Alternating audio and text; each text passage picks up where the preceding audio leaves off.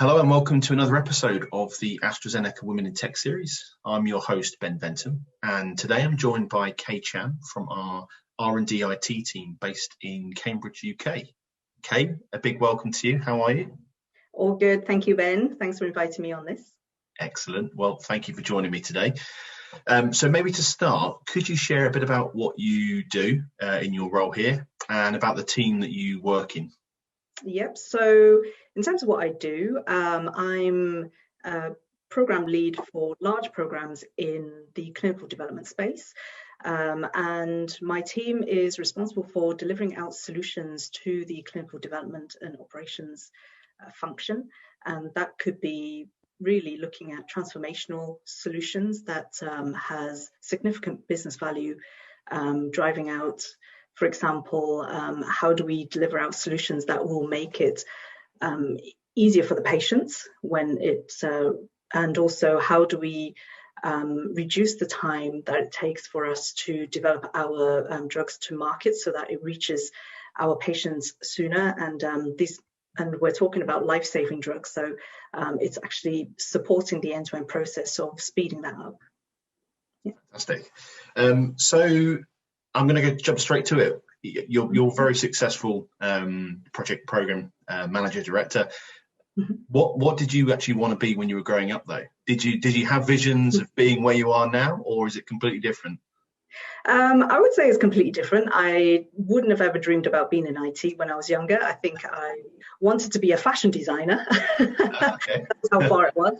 And so coming into the IT world was actually something that came in later, and it's an interest that came in at university when I met with more people who were kind of in tune with the IT world or the technology world, and that's where I got interested in it as well. My undergraduate degree was really along the Bachelor of Arts line of studies. Okay.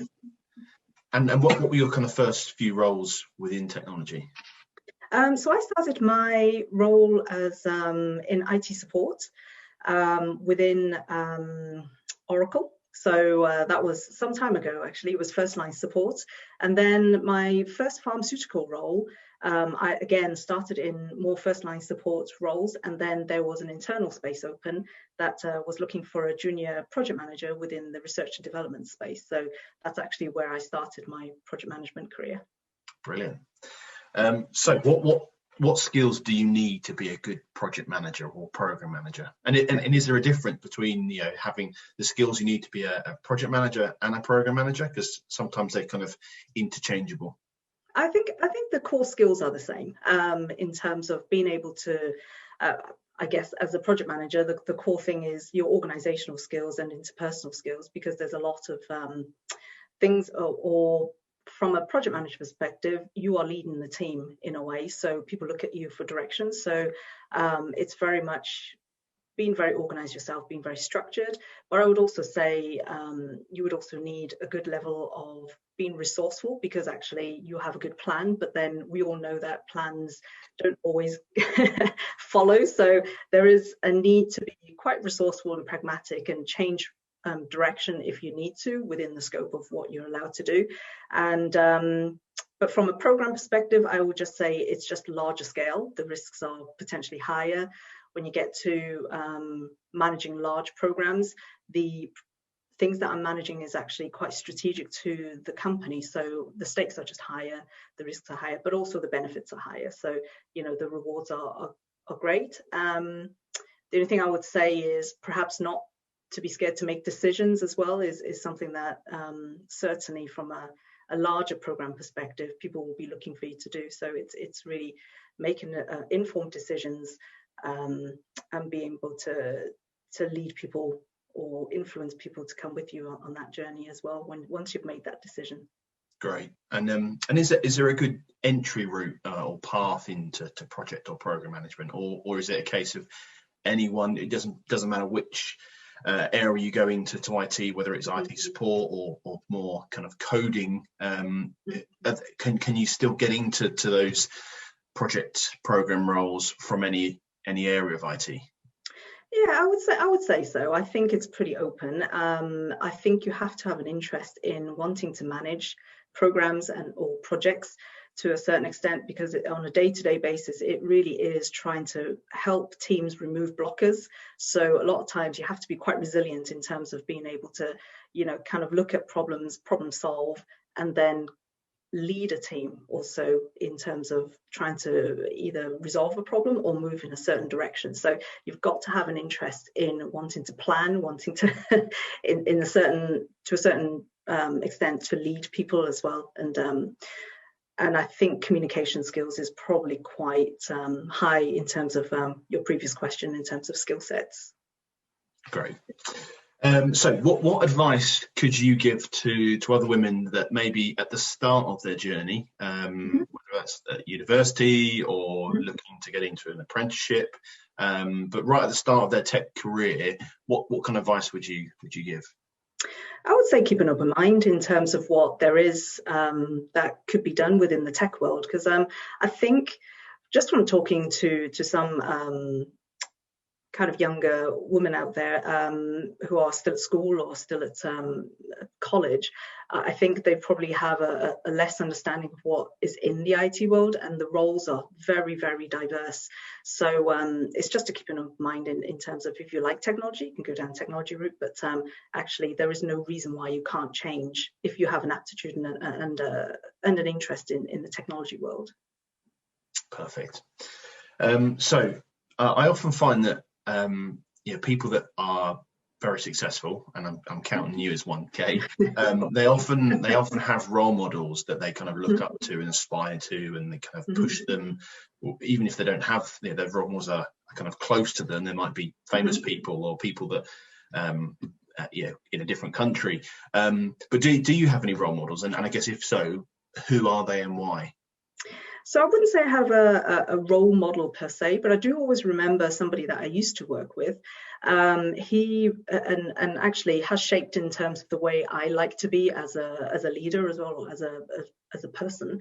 And he was a medical director at the first pharmaceutical I was working in, so I was relatively young at the time, and I could always remember he had just a very sunny disposition around him, and he was always very friendly and always treated everyone with the same sort of courtesy and politeness, and that actually, I know they say there's a saying that people don't necessarily remember what you say or what you did, but they always remember how you make them feel.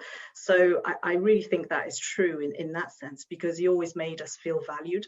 And I think as leaders, it is quite important, especially when you have a big team as well, is that you have to make an effort to make every person in your team feel valued, feel like they have a place, and feel like they're spoken to with the same level of courtesy in a way, and build that kind of environment, which is an open environment for people to work in. So that's always how I would like to think. I try to remember that on a day-to-day basis as I interact with my different team members. Yeah, that's a great point. So if you, and this is a bit of a random one, if you could change one thing about the technology world, having all the experience you've had in it, what would it be and why?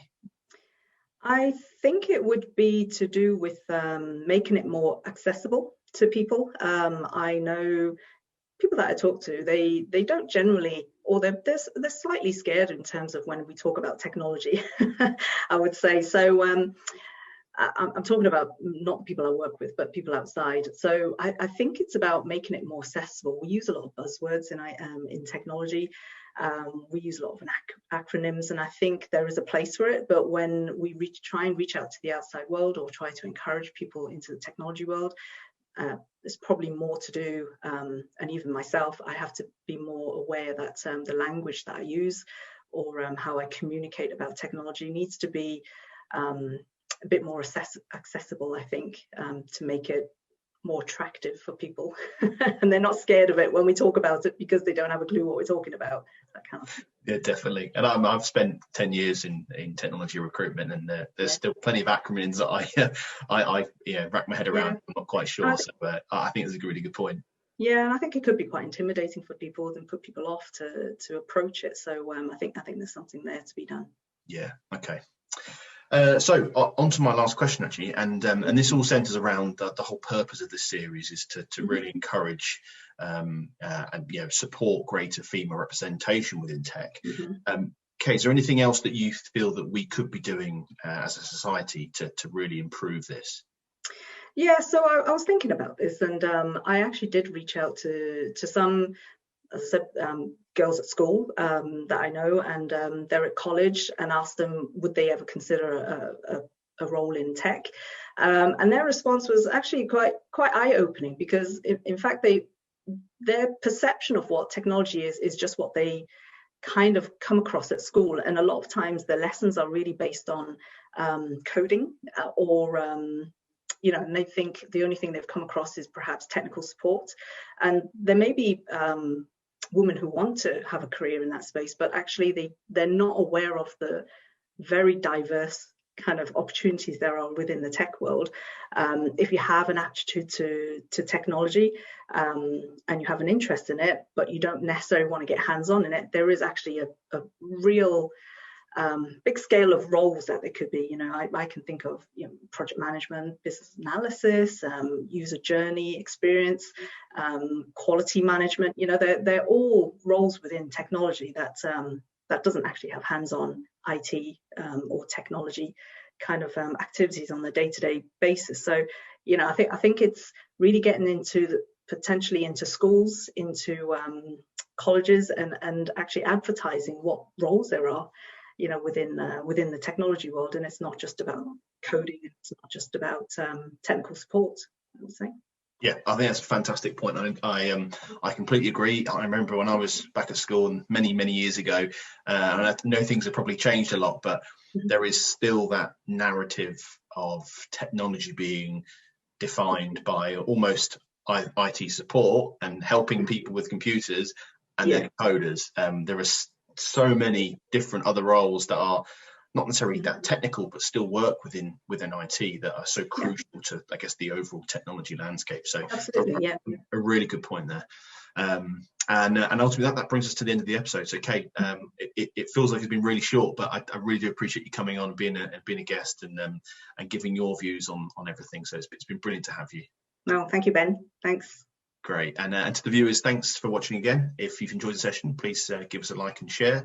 And if you haven't already, please make sure you subscribe to the series for all the latest episodes. But in the meantime, please do take care, and we'll see you in a few weeks. Bye-bye.